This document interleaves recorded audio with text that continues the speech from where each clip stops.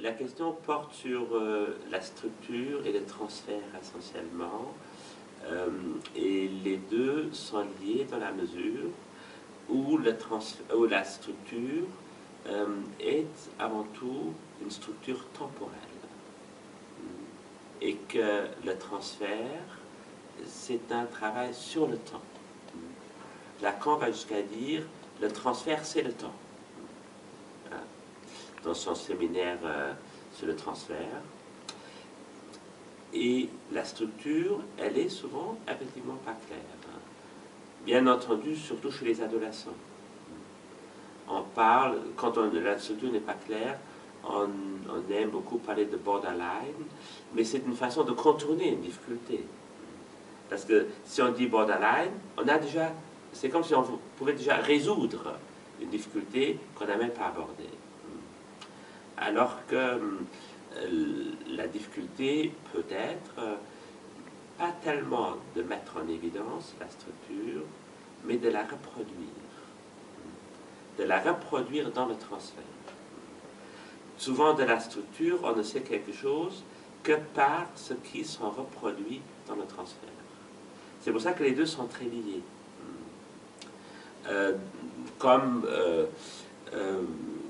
Lacan dit à propos de Freud, il dit, en fait, ce que Freud nous dit de l'analyse, c'est que l'analyse sert à remplacer la névrose par une névrose de transfert.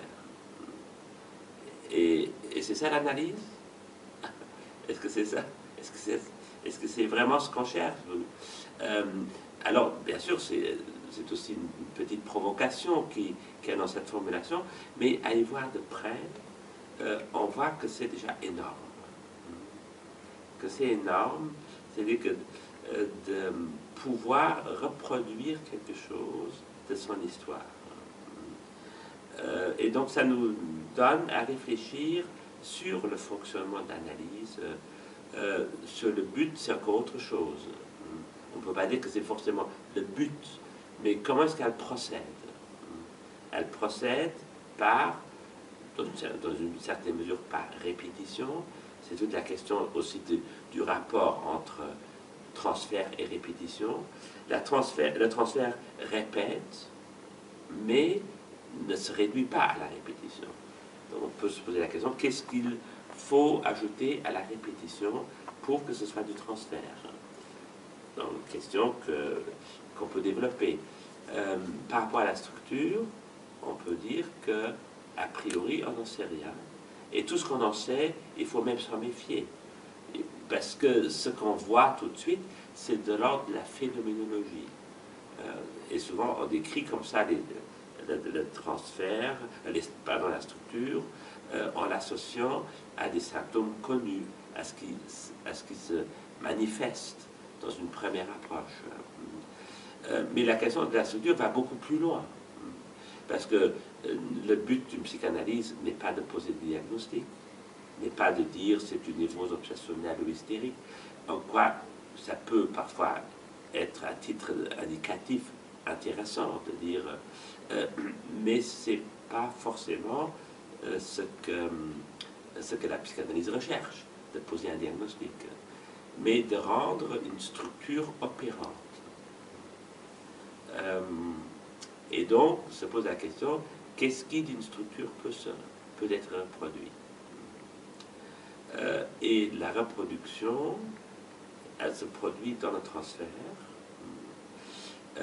Et on peut le formuler autrement. On peut dire que une psychanalyse sert à produire une nouvelle version de son histoire, qui n'est certainement pas la dernière, mais à partir du moment où une nouvelle version peut être produite, ça veut dire que je peux m'en sortir, que je ne suis pas condamné à rester dans une première version de mon histoire, et qui est composée de toutes sortes de légendes, de fictions, des histoires qu'on raconte dans les familles, qui jouent souvent un très grand rôle dans un premier temps, et on peut être prisonnier, on peut être pris là-dedans. On peut s'imaginer que c'est son propre destin de vivre cette histoire. Mais le fait de pouvoir en reproduire quelque chose, ça veut dire je peux contribuer à introduire une différence. Donc, la question de la structure devient celle de sa reproductibilité et donc de la production d'une différence. On peut dire que chacun, à différents moments de sa vie, est obligé de produire une nouvelle lecture de son histoire. Et à partir du moment... Donc ça veut dire jeter un autre regard sur les choses. Alors on peut dire, mais souvent les gens disent, mais en fait la psychanalyse ça ne change pas grand-chose. On ne peut pas forcément changer le matériel du départ.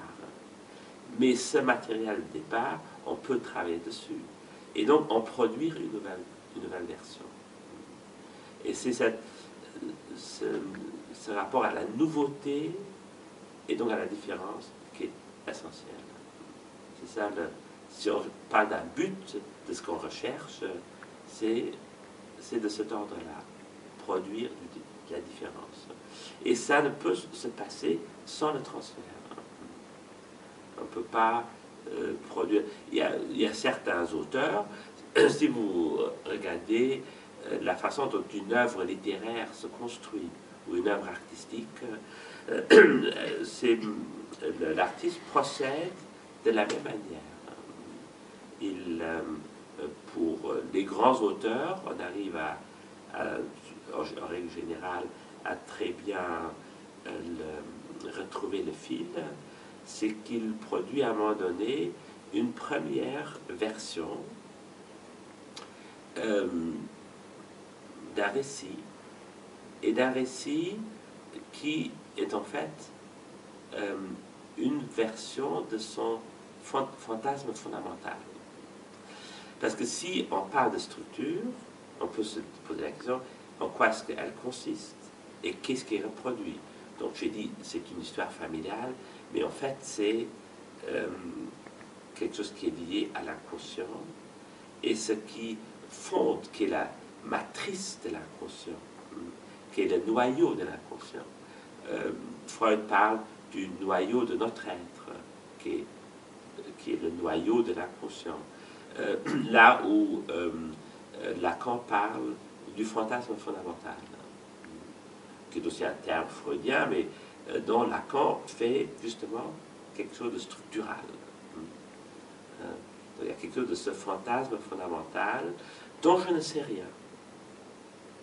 J'ai une petite idée, mais c'est dans la reproduction de cette structure que je peux en avoir une petite idée.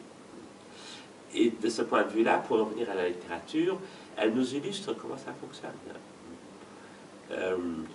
Si vous prenez le cas de Proust, donc surtout connu pour son grand œuvre, à la recherche du temps perdu, il en avait déjà produit une version antérieure dans Jean Santeuil, où il y a déjà tous les éléments de ce qu'il va développer par la suite.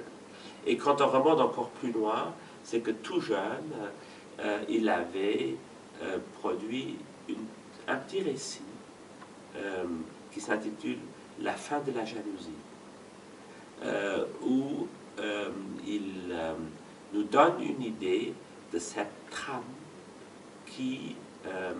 que l'auteur, justement, l'auteur de génie, arrive à produire dans son récit, par le biais de l'écriture.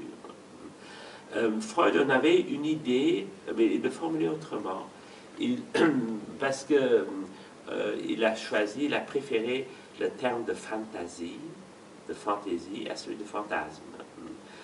Donc il parle du Dichter et du Phantasieren, que le poète, c'est quelqu'un qui a un rapport à la fantaisie supérieure au névrosé, voilà, au névrosé de service. Donc il puise dans un fond fantasmatique avec lequel il produit de la littérature.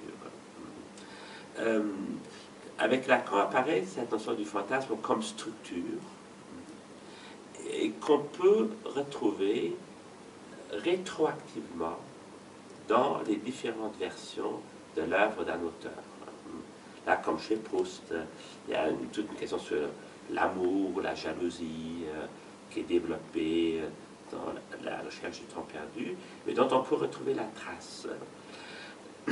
Et bien, sur le plan analytique, c'est quelque chose du même ordre qui se produit.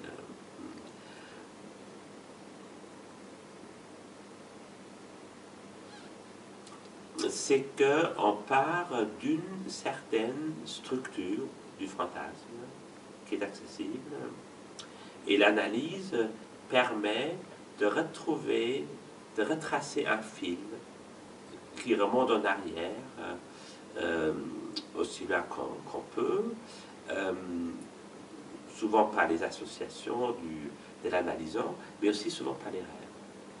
Le rêve, de ce point de vue, est tout à fait produit du matériel d'une richesse inouïe et qui nous renseigne, pour le dire en termes freudiens, sur les sources infantiles,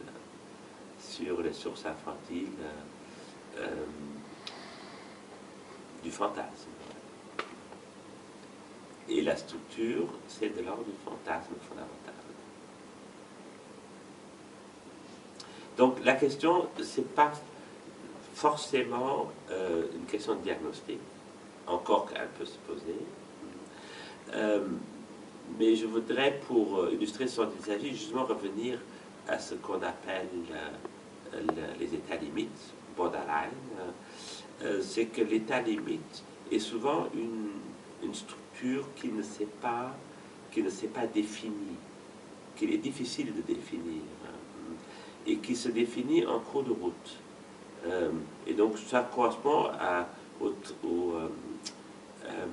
aux descriptions classiques qu'on fait des borderline, c'est que ça peut donner lieu à tout. Ça peut devenir une névrose, une psychose, une perversion. Donc ça veut dire que il y a toujours quelque chose dans une structure qui est inachevé. Donc c'est ça qui est aussi une notion importante, qui me paraît important de souligner, c'est cet inachèvement. La structure n'est pas complète. Et ce qui veut dire qu'il y a matière, qu'il y a la nécessité de se mettre à travailler dessus. Et que quelqu'un peut, avec les moyens du bord, avec les matériaux dont il dispose, faire quelque chose de sa vie qui souvent grâce à l'analyse,